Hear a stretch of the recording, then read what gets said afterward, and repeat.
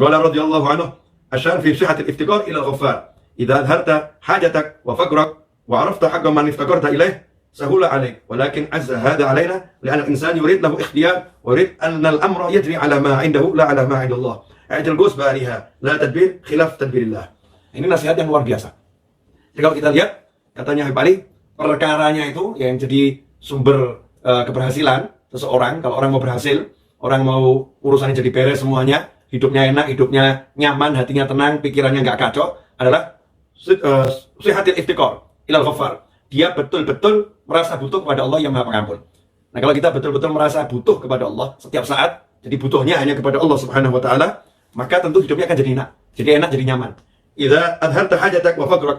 Kalau kamu tunjukkan kebutuhanmu, ya kamu laporkan kebutuhanmu, kemudian kamu tunjukkan semua kefakiranmu ini, kamu nggak bisa ini, kamu nggak punya ini, kamu tunjukkan kepada Allah Subhanahu wa taala, dan kamu ngerti, kamu sekarang lagi menunjukkan kepada siapa? Kami lagi melaporkan kepada siapa? Melaporkan pada Allah yang Maha Kuasa, yang Maha Kaya, yang Maha Bisa, dan nggak ada yang lain. Yang ada hanya Allah Subhanahu wa taala. Kalau sungguh-sungguh seperti itu, kamu laporkan kebutuhanmu, dan kamu paham, Allah Maha Bisa, Allah Maha Kuasa, dan hanya Allah yang bisa, dan hanya Allah yang kuasa, sahula alaik.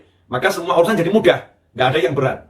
Tapi yang jadi masalah, ya kita itu mau semua sesuai dengan pikiran kita. Ya kita pakai pola pikir kita, rencana kita, semua terwujud, pengennya kita sesuai yang kita rencanakan. Padahal yang bisa merencanakan itu hanya Allah Subhanahu wa taala. Manusia nggak punya rencana. Yang ngatur semua ini adalah Allah Subhanahu wa taala. Etil gus bariha. Dan kamu serahkan saja. Ini busur panahnya serahkan ke Allah Subhanahu wa taala. Ya biar Allah yang ngatur semuanya. Yang penting kamu tunjukkan hajatmu. Ya kamu lakukan yang kamu bisa. Bisanya apa sesuai syariat dijalani. Tapi jangan ngatur Tuhan. Ya jangan ngatur Allah Subhanahu wa taala. Nah, kalau kita ngatur Allah Subhanahu wa taala, kacau hidup ini.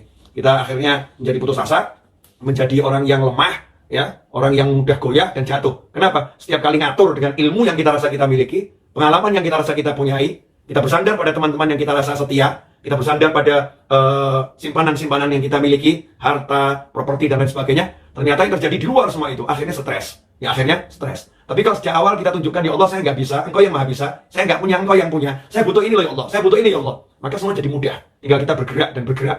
Kata orang Jawa, obah mamah. Orang kalau mau bergerak nanti akan bisa makan. Ya, kalau dalam pepatah Arab, al-harokah barokah. Kalau mau bergerak nanti berkah. Nah, ini isi kitab kuning itu.